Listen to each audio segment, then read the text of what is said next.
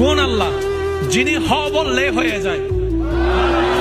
কোন আল্লাহ যিনি আসমানকে নিখুঁত ভাবে ফিলার ছাড়া ছাদ বানায় রেখেছেন? কোন আল্লাহ যিনি কোন প্রকার বেস ছাড়া পুরো পৃথিবীকে পানির উপর বাসায় রেখেছেন? কোন আল্লাহ যিনি হাজারো মেগাপিক্সেলকে ফেল করে চোখের মধ্যে 560-এর বেশি মেগাপিক্সেল দান করেছেন? কোন আল্লাহ যিনি কোন প্রকার মেশিন ছাড়া আপনার কিডনির মাধ্যমে আপনার শরীরের উপকার করে যাচ্ছেন?